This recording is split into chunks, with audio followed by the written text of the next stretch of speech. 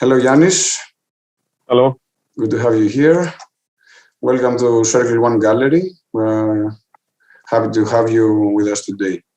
Ioannis Anastasiou is an artist. He was born in 1995 in Athens. He graduated from School of Visual and Applied Arts in the Aristotle University of Thessaloniki, mastering the subject of printmaking. He is currently a PhD student at the Academy of Art and Design, Eugenius Geppert in Wroclaw. He has received awards and prizes and participated in over 100 collective exhibitions and international competitions. So, Ioannis, should we start with the first question? Okay. Yeah, of course. So let us know what is the object of your work and consequently of your research right now? First of all, it's worth noting that I mainly work with the techniques of printmaking in the general and very open understanding of what exactly print is in this contemporary world. And as of the subject, my work mostly revolves around construction, deconstruction and misconstruction of collective memory, both in its collective and individual environments, and how we as subjects interpret, correspond, and how we approach the topics of collective memory.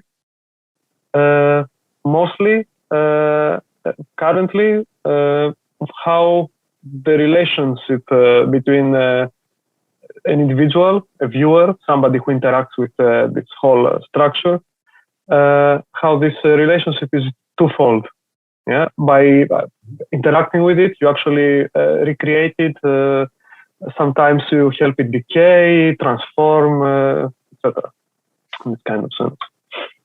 And what does your personal memory reveal as a cause of engagement with the art of printmaking? And how did it actually all start? Well, it's kind of a fun story. I had some classes, like group classes when I was a kid, I think at some point in primary school. And I was doing for a couple of semesters, I think, the first semesters, the Greek public school, the semesters like 3 months. I was doing lino cut. Mm-hmm. I was probably something around 10 years old. I completely forgot about this. I had no idea what printmaking is later. And after entering the Fine Arts Academy of Thessaloniki in the Aristotle University, I entered in a painting studio as, I guess, everybody who is young and is newly interacting with art wants to be a painter. Yeah. And I had obligatory second classes in printmaking, which didn't even sound familiar as a subject at that point. And when I was actually taking the classes, I remember all of this enchantment, this very special experience I had as a kid. So it drew me I had this kind of very strong connection. Mm-hmm. And by meeting the people, the professors, the assistants of the printmaking studio, and seeing interacting with students from older students from 3rd, 4th, 5th years during their masters, I thought that maybe printmaking is actually very strong, very difficult technically, but a very strong way to actually interpret subjects, and it has this element of, let's say, democratizing the work of art, yeah, because it's very not easy, but accessible and affordable for people to actually have original works of art. It makes it less elitistic in some way. So I decided that sounds quite good. We should taste that. Yeah, it's amazing the multiplicity of the prints that already democratize the way of seeing art. And so, shall we start looking at what sure, absolutely. Okay.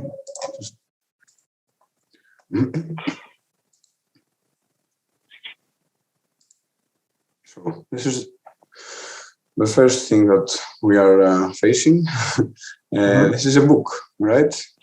This is a book followed by 70 to 100 centimeters print in the same series. First of all, before we begin speaking about this work, I have to say that it's not my personal work only. It's a collaborative work created, if memory serves, 2016, I think, with my colleague and later partner, Majka Dokudowicz from Poland. So it is collaborative. You did it. It's a collaborative work, yes. Okay. Yes. Fine. It's an artist book created with the use of etched lino.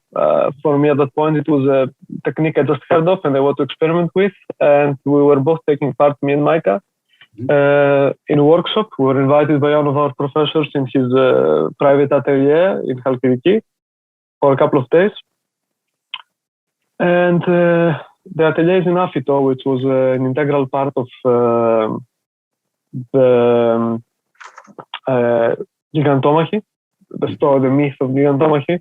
So we decided to actually work on this, and we were kind of tired of having always the narration with words, except for the books and the historical, of course, documents, the archaeological finds, etc. Always when there was an illustrated copy, there would be words. And we want to do something that narrates the whole fight without any element of text. Of text, yes. Of the linguistic words. Yes. And okay, so it is not a metaphor. It's not a metaphor of the actual myth, the battle between the giants. It is the actual myth, but it is the actual myth. But in general, the forms that we decided to use, the strong symbols that have some kind of this is the dictionary of this. All the figures, they kind of have this element that are very symbolic, both for each figure individually. They are created, the textures, with the help of objects or materials that are directly connected with the special powers or history of the god or semi-god that took part. And all the symbols that we use, we try to make them kind of modern-ish, but keeping a more traditional approach. Okay. And so history is constructed by historians in such a way as to provide an illusion of reality. How does history affect the collective memory? For me, sometimes it's quite hard to actually differentiate between the two. Because history and collective memory go always hand in hand. You can't have one without having the other. They are interconnected, and I do agree and do believe that history is constructed as the people usually say that history is made from the winners. Yeah. But I wouldn't say that history affects collective memory, but rather that they have this relation that both of them affect each other. As history is basically a very subjective narration. It's not objective by any chance. And at the same point, collective memory, it's a construct, it's an illusion of the past. It's a borrowed memory. It's something that we think we lived through, that we know about, that we have no actual memory of. Yes? As Maurice Halfbach, the theoretician who first coined the term collective memory, he has also written about this borrowed memory. The collective memory is something that we borrow from books, from stories, from history, from oral narration, from a nation, from a place, from a monument, from whatever, truly. So the relationship is rather like parallel. Dependent on each other in parallel, yeah. Okay. So this is the back page. This actually on up, it's the front page, and down was the last page. This is the up. It's a blind embossing of the star formation of the Gigantomachy according to the myth of the start of the battle, and at the end it's the star formation that formed at the end of the War of the Giants. Perfect. And the next one. It is said that there's a war going on. First of all, what is the technique that you used in this triptych? The triptych is 3 individual pieces or printed with the method of silk screen, screen printing. So you prefer the traditional way of etching and not etching, because screen printing is not does not involve etching, but in general I work mostly with I wouldn't say traditional, I would rather say analog techniques, hands-on. So it is said that there's a war going on between traditional printmaking and digital printing. As for example, between photography and painting, and that's what we saw in the previous decades. Do you think that these tools collide? What is the difference between those two forms? First of all, I would like to say that there is only a war if there are two sides that both are willing to fight. If they are in opposition. There is indeed, I wouldn't say war, but I would say some kind of conflict between fighters of the traditional side and fighters of the technological advancement side. But personally, I think that this can only hurt the discipline of printmaking and in general, the art world probably, in general. I think that both the traditional means and digital media, not only digital printing, but also advancements in technology that aid with analog techniques. Mm-hmm. They are tools. Yes. Yes, and it's the job of an artist to take conscious decisions of what tool he needs to use for each of his jobs. And by jobs, I mean for his project, for his ideas, the implementation of them, the becoming from an idea to a physical object or a performative action or a print in our case or whatever. So for me, no war. The things that for the people who actually embrace tradition and are interested in the development of technology, mm-hmm. I think it's more easier for them to work and develop their ideas fully. Well, it's the same thing that we see in sculpting with the 3D printing. Someone is attached to the 3D printer more than the product of a 3D print, for example. Mm-hmm. This is the way modern technology affects somehow art. But let's see the next one.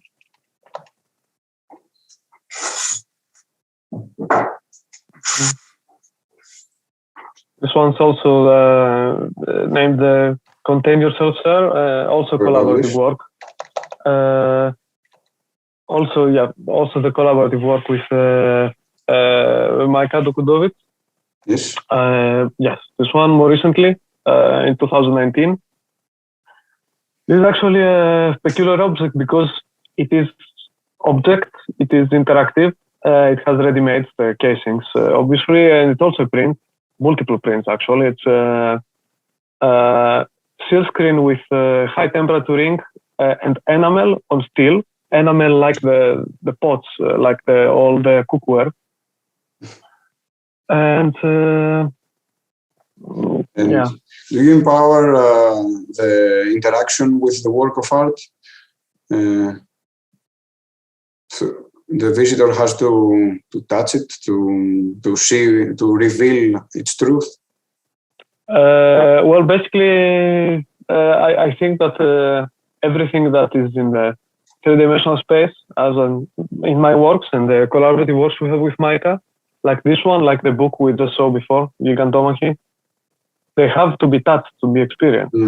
Yes. And we both are very open-minded into, it's better for something to get dirty or get slightly damaged than not to be experienced at all. So this box, to actually reveal the work, needs to be opened. Somebody needs to open it. And as it's obvious that you have an anti-fascist way of seeing things and living things, and the far right wing has a large presence in Poland. This is commonly seen in countries that had communism. Has there ever been a strong opposition to what you do? Strong opposition? No. Okay. Personally, I don't think I experienced some very strong incident because of my work. At least not yet, and I hope not ever, to be honest. But the statement about the right wing, I will have to agree. But on the other hand, I would have to say that actually the art community in Poland, even the academic community of art, since I'm mostly collaborating and working with people in the Academy of Arts in Wroclaw and other cities, they are open-minded. And in general, I think people who are dealing with art, are interested in art, are going to exhibitions, they are open to talking with the artists. I don't think that there are a lot of people like that who are in the very far right wing. Okay. Currently, at least. Let's see. Yeah.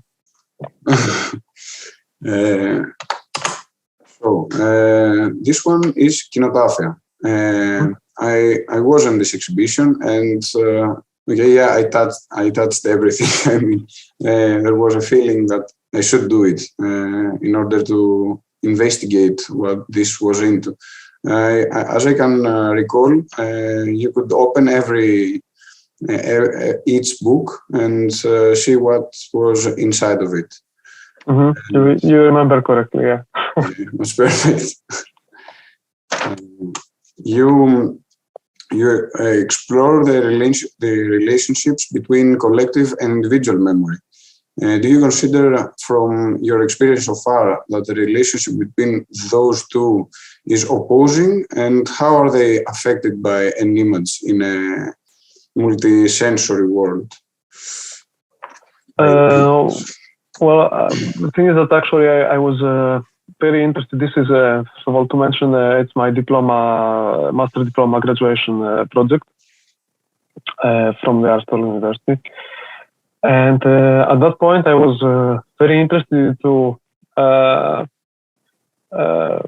not exactly what are the relations in general between the individual and the collective, but rather how does the individual memory, with something very private, very closed. Usually when we speak about individual, we speak about ourselves, best case, our family or extended family. How this part of the individual, not mine personally, how does it collide to the collective? Yeah? Is collective just a net, let's say, a web of infinite fragments of individual memories, of course, with some decay and some reduction. But the thing is that how, if that's the case, yeah, I mean, history is made by individuals, although we don't really realize it immediately. History is something monumental, something concrete, same as collective memory. It's something that it's there, it exists without any variation or something very, very big and bold. But it's not. It's created by tiny little fragments that are individuals inside it, or were, at least. I mostly was interested in exploring this. How can we make something that relates to the, let's say, realm of the collective memory, by using things that are strictly tied to individual memory. For instance, here, family pictures of people not affiliated to me. I have no idea who these people are. They are collected from trash, from the bargain shops, from flea markets, honestly, from any possible source, with only criteria for me to not recognize anybody of them.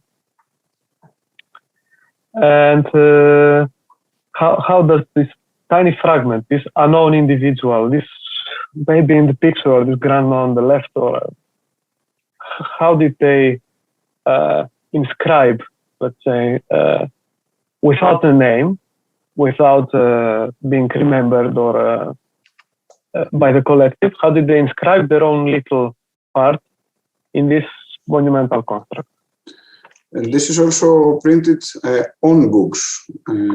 These are actually hacked books, cut with different kinds of manual and power tools, assembled into, let's say, stacks, kind of, and printed silk screen directly on the edges of them. The boxes also are part of the work, and the labels on the front. And so there's a quote for you. The commodification of memories through history films, television, museums, and the internet threatens to construct pasts that are privately satisfying rather than publicly useful. How do you deal with this perspective of Alison Landsberg, prosthetic memory, the ethics and politics of memory in an age of mass culture? I'm relevant to Landsberg's book about prosthetic memory. I didn't have the chance to fully read it, but I had a glance. In general, I think that she's right. The commodification of memories, which is happening through mass culture, but also happening through monumentalization, through thematic museums, etc., etc. Don't have to mention specifics, but depends on. Well, it is quite, I'll say, not complicated, because it's not easy to construct specific narrations and tend to them, fixate on them, and spread the word about them, support them. Regulating what is like regulating memory is possible, forming it and formatting it according to will. So mass culture has played a very big role. Of course, there are films and museums and sources and books that are, I wouldn't say part of mass culture, but not very far from it, that keep a very distinct line about the commodification and are very far away. Like, for example, say history films, I can easily think dozens of Second World War films that are happy ending, battle royale kind of situation. But at the same time, I can think about Claude Lanzmann's Shoah, yes, which I don't think that there is any chance that anybody could say that's a commodified memory. And it's quite famous as a movie too. Quite not famous, but rather known. Better say. Sure. Let's continue. This is your last work. Is it? First of all. This is the last circle of works. Works, yes. And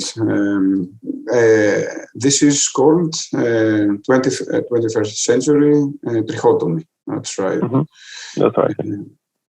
And as I can see, while we walk through your art, I can observe a transition from human form to human derivatives, man-made objects capable of destroying the humans.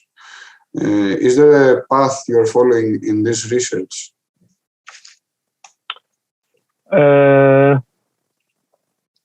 There has been, I noticed also later, I didn't do it intentionally. I have to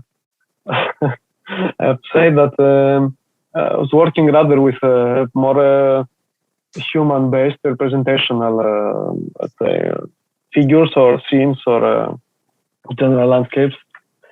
And after graduating with a master, this is part of my PhD dissertation also, these works, I have moved very fastly to the symbol. The man-made objects that are capable of destroying humans themselves is a nice way to put it. Okay. But my interest doesn't lay in their destructive power, but rather in their symbolic ties that they make with the most, let's say, known moments of the 20th century. Yeah. All the objects here, they appear oddly specific and oddly generic at the same time. Yeah, they can work both as symbols that can give the idea of very general thing. Like, for example, you can see the American helmet and you think of Second World War, and you can see the fork and you can think about hunger, yeah, or food, or everybody interprets in his own special way. While these are very general, but and each one of them is something very specific. Yeah, like for example, the noose on the right, with a little tiny sparrow sitting on the top, is just a noose. Yeah, it's about death, about punishment. It's about so many things. It's a noose from the kill camp Grossrosen, the former German kill camp Grossrosen. And it's the punishment noose in the center of the open space of the camp. Yeah? The same goes for most of the items that are in this area. They are specific, they are generic, and they allow everybody to make their own conclusions, have their own different version of what history they want to tell and what history they understand. That includes me as a creator. And so, as far as it goes for the past of the research, I do work with a symbol, and these are prints. Currently, I'm also working on large-scale sculptures, which are not yet exhibited, both with a very object-oriented, symbolical, let's say, way of being present. And what about the triptych? You use it generally in your work. What does it mean? What does it reveal? That's a good idea. That's a good observation. In general, I believe that two is too less or too many. Yeah, and if you want to juxtapose elements, you have to do it either something very bold, something very specific, something like as one object that it draws your attention and you can completely focus to it, that you can be absorbed by this one. Or then you have to go to triptychs or five, pentaptychs. I'm not really sure what is the English term for this. But also it has a lot of, triptychs they are extremely symbolical, yeah, through religion, through history. Even if you think about the most, the panels in the churches, they were basically big triptychs in the Catholic churches, yeah, the tableaus on the walls. There are so many symbolical cards on the triptych that it felt like I have to use it to describe, to juxtapose the object. Okay, and this is our last one. So let's go back to the, sorry about this. And my last question for you is, would you like for the visitor, the spectator of your works to stand for? for the most, in the subject or in the context? Content. Well, for this, I would rather say that for me, the subject is the content itself. So rather the content, because the subject might be interpreted in a very wide angle and understanding. It can be about collective memory, it can be more specific, it can be about war, it can be about a lot of things. But the subject itself, for me, it doesn't play as an important role. It's always the content. It's the content in relation to the form it's presented, of course, and the general aesthetics that I have chosen after researching the subject and trying and failing and doing this several times until I arrived to something that I actually like.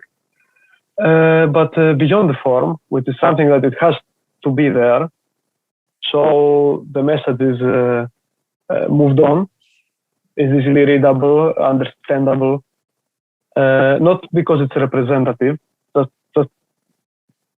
just because it should be readable, I believe. It's about the content. People have to think about content, and that art is not just things that look good or things that look bad or things that look heavy or things that look light, and is that all these things, be them pretty, ugly, heavy, light, or whatever else we would like to say, all these things, they should carry content that should be also readable for the viewer, not only to ponder about the aesthetics and the colors, but also about topics that are very important for the contemporary human currently. Political, social, unfortunately, too many things are important for the contemporary human. And I think that all of them are acceptable and should be included in art. But yeah, the content. For me, it's the content. Okay. And so we are happy to have having you with us. And we hope to see you soon again. And so, thank you for having me. It was actually a pleasure. So goodbye. So, have a nice evening.